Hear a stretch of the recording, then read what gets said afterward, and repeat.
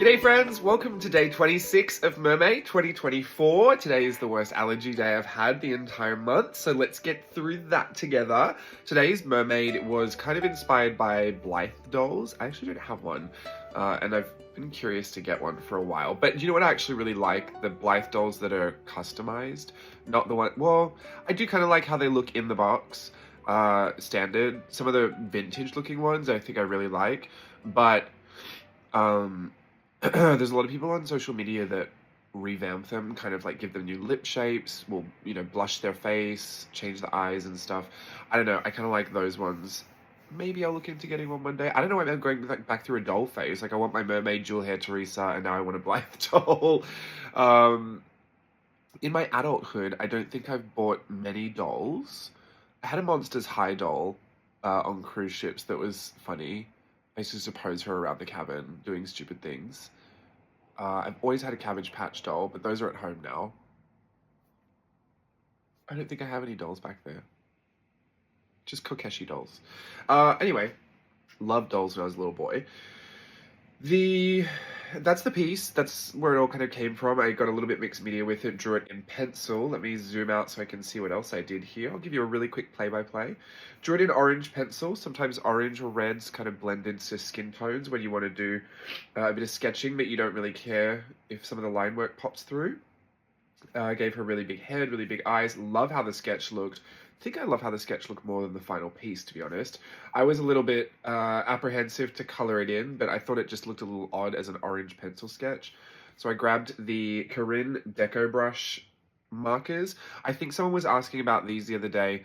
These are a brush tip, like a felt brush tip, and they're acrylic paint inside, like a liquid acrylic. They're not great. I've had them for a while now. I don't usually reach for them. They're kind of cute for really small drawings, but even you can see through this, like it's just not great. They all are different varying degrees of opaque, and it's hard. I think it would be so much better. They'd be almost perfect. Excuse me. I think they'd be almost perfect if they had a brush tip, not the felt, but like actual bristles, and it was a pump, so you could get some of that ink to flow in there really easily, because no matter how much you shake them and how much you let them kind of sit upside down, the ink flow into that felt tip is only going to fill it up as much as that felt can kind of hold, and then once you've used it all in that felt, you've got to let it kind of re-ink, and it takes a long time for that to happen. So it's kind of irritating if you're doing anything that's too big. You're just going to end up streaky mess and kind of waiting for it to refill. So I don't really recommend these unless you're drawing teeny tiny things, or you use them kind of in a mixed media way where, you've done your piece and you just want to layer some color over the top of eyes or lips, or, they've been fun for me to use. I'm not going to say I hate them, but I just don't think they're worth the investment, because I don't know how much I spent on this, but it was probably $300 for that entire box. I got the entire collection because this is what happens. I buy singles of things that I really, really love, and then just end up buying those in singles. And things I'm on the fence about, I buy the entire collection and realize, oh, I shouldn't have spent all that money. I should have bought a single of that.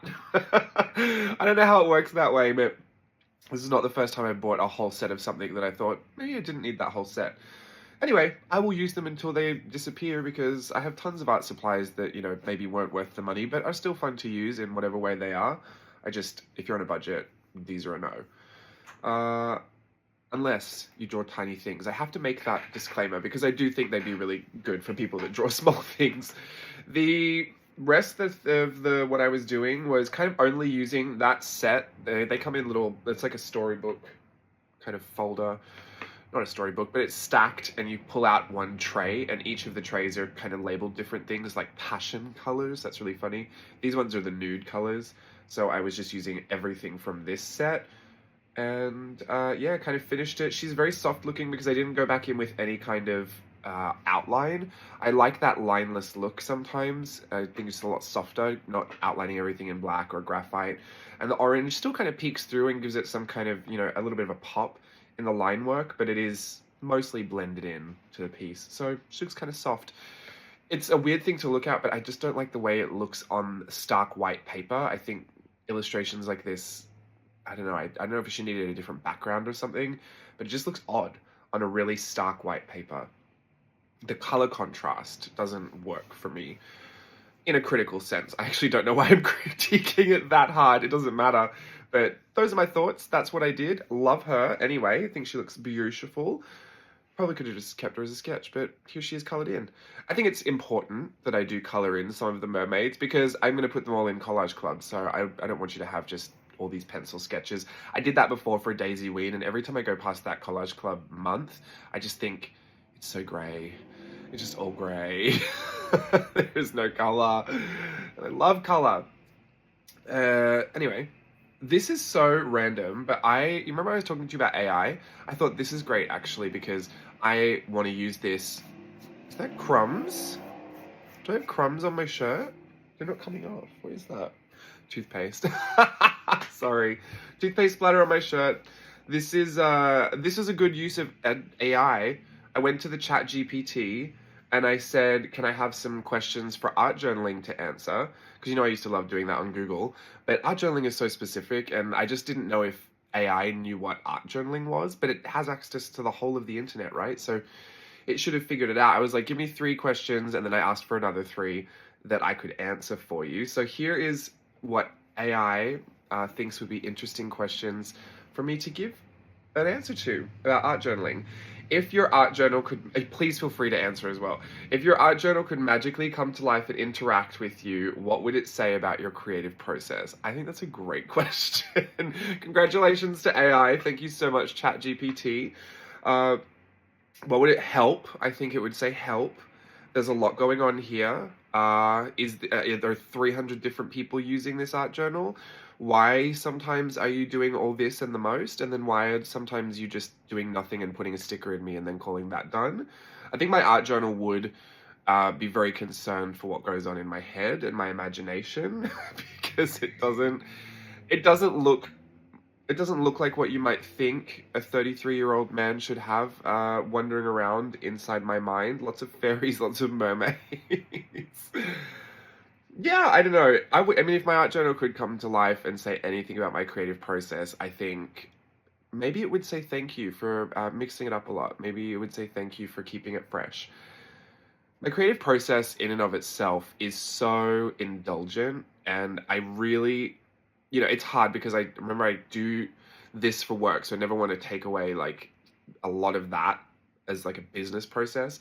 But the creative process that I do when I'm not thinking about work, when I'm not trying to, create a piece of content or, do something, make a prompts list for another challenge or something, which I did think this would be a great way to use AI actually. The next time I do a prompt list, 31 different names for a thing. I'm definitely going to use it. I mean, I'll tweak it because it probably won't all be good, but it'll be helpful.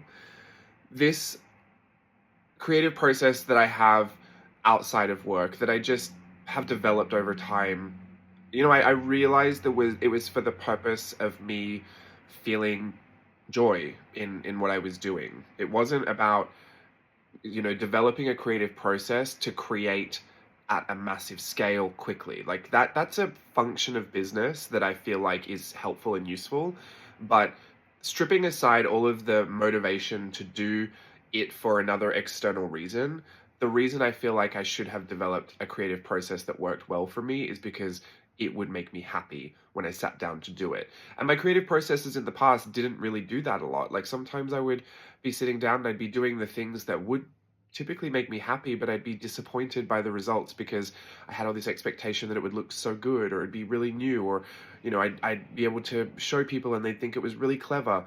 All of those things would kind of get in there and disrupt the process because as I was enjoying coming up with ideas, suddenly that expectation would say, well, these are bad ideas actually, because those ideas have been done before and then no one wants to see them again. And my process was, it would like battle against myself until I got to an end result. And then half the time I'd think, it's just whatever. So move on. And even though I'd have a good time doing it, I just feel like my creative process wasn't designed and streamlined and effective in making sure that every time I sat down, I had a good time. Because why was I sitting down to do it anyway? Like, no one was paying me to do it back in the day. No one was making sure that I had, done X, Y, and Z so that I could put it into my business back in the day. I was literally just doing it for pleasure, and sometimes that pleasure wasn't accessible because there was a process going on that I just feel like didn't work for me. And I had never unpacked it because you don't think about that. You really just think, if I'm doing something I enjoy, I will enjoy it. But there's a lot that you can stack on top to kind of remove some of that joy. And so I think art journaling was really key, and a lot of people were really key in art journaling to kind of unearthing that, because I felt like I went on that journey with a lot of different people at the same time. Ali Brown comes to mind and her Joy Notes class, because I feel like that's when I really started to think about the different ways that she was creatively searching for the things that were joyful to do. And I felt like that was something I hadn't really set my mind to until I had seen her do that. And I was like, oh, yeah, like if I don't really like to draw hands and it doesn't make me feel any better to draw hands and I don't need to draw hands, like, get rid of the hands. I don't care. Why do I have to create artwork with hands? I don't. There's no reason. But over time, then my curiosity was like, well, maybe I could find a couple of ways to draw hands just in case I wanted to, just in case that day I wanted to, and I wanted to feel like I could do it well. And so, I learned that. But I think the creative process itself now is so, like I said, indulgent. It's so motivated towards the goal of just bringing me pleasure and joy and happiness. And it is I think it's just very there. And I'm really happy with that because obviously that makes me happy. But it does mean that it's super variable, because it doesn't make me happy to sit down and draw for 12 hours some days. Some days it really does. Other days it makes me happy just to print off stickers from my computer and stick them on everything. Other days I just really love fussing about with a pencil and going through things and just tidying up little illustrations. Some days I just enjoy getting an eraser and erasing all the smudge marks in my journal, like really random little tasks that are all a part of the process of how these journals end up being created. Whatever it feels like I want to do, I do it. And that's within reason.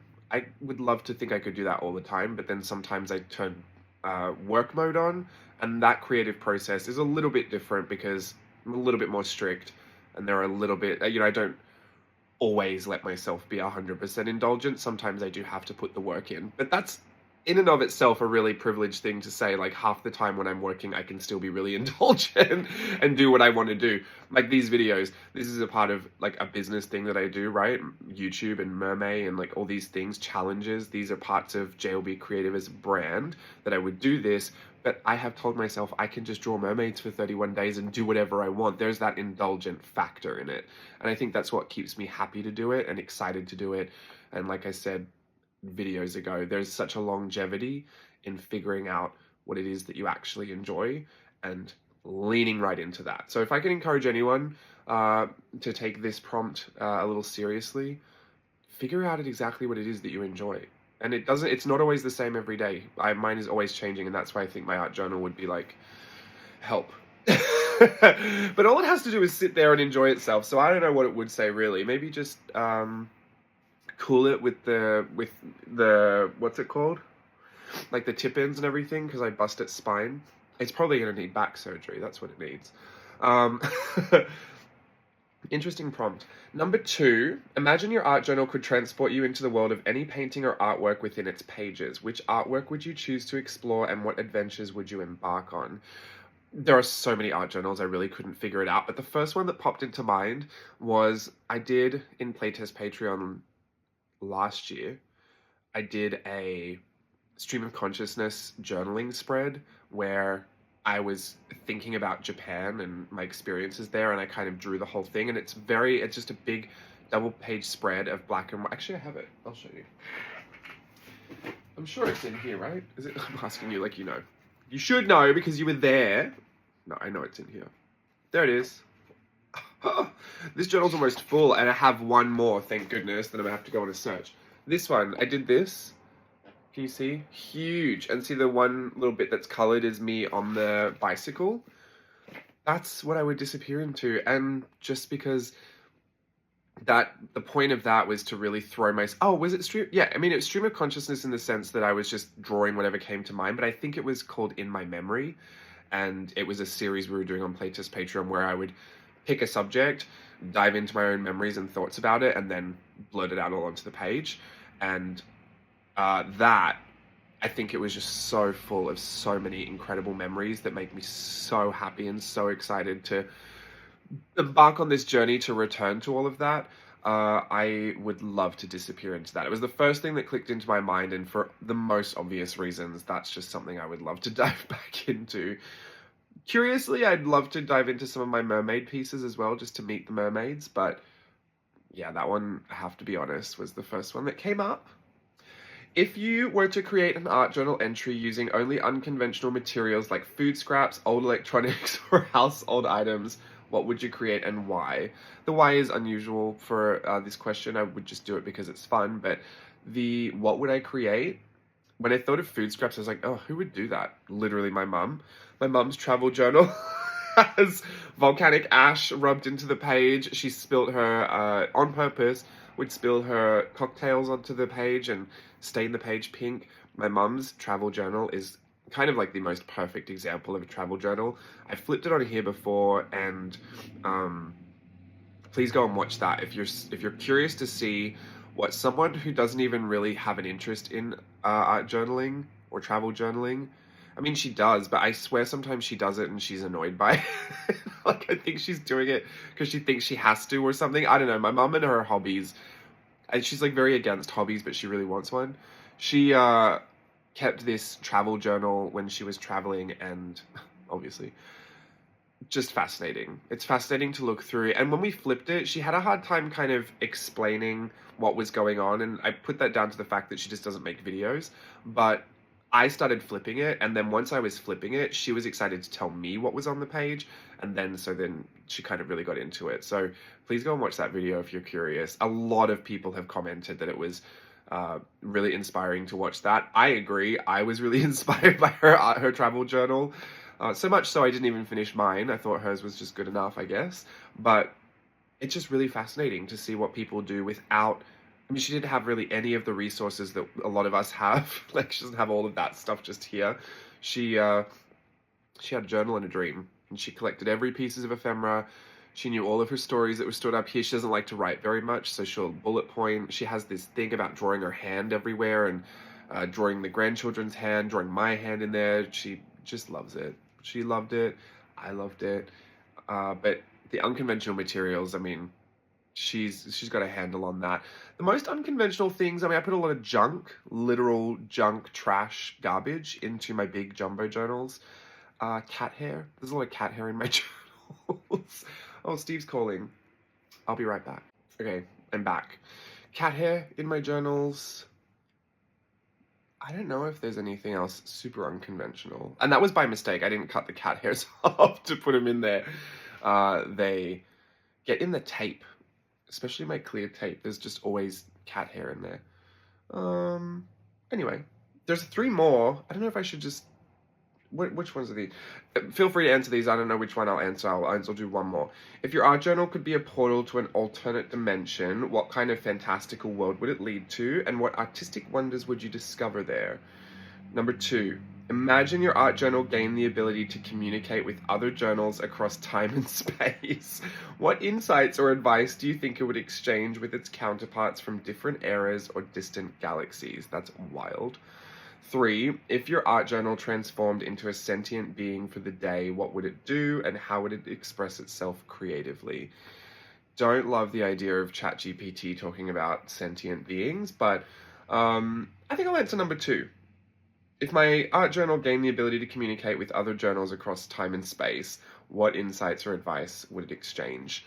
I think throughout different eras, because this is a really fascinating part about art journaling that I don't try to take seriously in any way, but it does cross my mind that, I mean, I have no idea what's going to happen with technology, and every time I think of something stored in the cloud, I just feel like it's just going to all disappear. So, I mean, heaven forbid all of that happens, we will have what we have always had to document things that happen throughout history. And, you know, when I think about when I go on Instagram and I see that Papers from the Past account that goes back into all those old scrapbooks, we always feel like when we come across these, you know, really archived treasures of scrapbooks and journals and stuff that were revealing parts of history that we have lost or we haven't seen before, and that they give us a deeper understanding and meaning to what life was like back then. I think our journals become the same things for people in the future as well. I mean, we have all of this digital stuff. I don't know. Like, will YouTube just keep every video forever and ever and ever? Amen. Is the cloud big enough for that? I have no idea. But there is something that seems really tangible and really long lasting, like these books, because we've had books for thousands of years, and these books are apparently acid free and lignin free. So, and we use some archival quality materials, like some of our pencils are archival quality, graphite. So a lot of it will last. I think that's the only thing I could imagine old journals would say to the new ones: stop using fugitive colors, because the fluorescence, the bright pinks, they're all going to fade away. They won't exist. There is a piece in my Mermay journal. I put a Trader Joe's receipt in there. So weird. I know receipts are that thermal printing, but I hadn't used any heat on it. I actually just put tape over the top of the receipt because I thought it would kind of laminate it into the book and I'd keep it really, clean and visible. The tape completely bleached out the receipt. They're just white pieces of paper now. You can barely see anything on it. And it's funny because you can see it when I first put it in the journal, because we've been filming it every day, and then gradually, not even a month later, the whole thing is gone. So, and I saw that it was kind of disappearing a little bit, so I made a little note of what the receipts were just in case it fully disappeared. But now I need that note because they're just gone. So there is an archival issue with some modern day things. I print so many photos, but realistically, I print them with dye ink and on glossy sticker paper. They're probably not going to last forever. So, whatever does last, lasts, and I hope that it provides some kind of insight into just a regular person's everyday life from, 2017, 2019, 2020. That's a fascinating one. Some people might be really interested to see what regular people were going through COVID. But if it could say anything, I think the old journals would say, very jealous of all the lovely goodies that you have inside there. What on earth is that tape? How did you print on that? And then I think they would also say, you're probably not going to last as long as me, but that's fine because you're very pretty. I love looking through all those old scrapbooks and art journals and stuff. And there's something that goes through my head when I look at them, because I think we do a lot of art journaling and we do it online with social media, and like I can access other people's creative brains and they share it with me on YouTube, and I can go and try all these different things, and I can order something off Amazon or get here tomorrow, and like there's such a pace and a quickness and an abundance of how we do everything nowadays. And I just picture that when people are in their scrapbooks back in the 1920s, if you didn't have electricity in your home, like they're doing it by candlelight, or they're doing it outside or in the open, sunlight, and they can only do it until the time runs out, until it's dark. And also they're not going to be distracted by phones, or like no one's calling them, no one's telling them they have to go be somewhere. They've just got a really slow life, and that is their pastime, and they could spend hours doing it. And so there's these really delicate pages that are just full of what looks like someone who took the entire afternoon just to enjoy themselves in their art journal. We do the same thing, but I don't know why it feels somewhat different. I think the context of how people do it makes it feel a little bit different sometimes. Maybe I've romanticized it a little too much. It gets very Little House on the Prairie, Laura Ingalls Wilder on me. I start to imagine Anne of Green Gables just out there with her journal. But yeah, there's something a little bit slower about it, and a little bit more. It seems delicate because it is. They're old and fragile, but yeah, I don't know. Less. It seems. I think maybe a little bit more personal, a little bit more intimate, and a little bit more solo. I feel like a lot of my art journal is a very shared experience with all the other artists that I create with on social media, who don't know, but I'm inspired by their work, or I've been learning from them, and stuff like that. It just feels like not everything in there. No, I guess it is. It all comes from me. Don't know. What weird little thought I have about art journals and scrapbooks I see from history. That's it. Those are the ChatGPT questions. Thank you so much, OpenAI, for assisting us today. Imagine I could just get AI to do all of the work that, like, why can't AI do other things that no one wants to do? I should ask it to make an art journal page or make a mermaid for me. Oh, do you know what? I'm going to ask it right now. 31 non-traditional mermaid names. Sometimes I don't know. Oh, Coraline. Some of these are very traditional. Like Aquamarine, Seraphina, Delphine, Serenia, Azura. I mean, that just came up with them so quickly. They're actually really pretty, some of these. Cerulean. What you don't know is it's not lapis. It's not. Okay, I gotta go. Bye!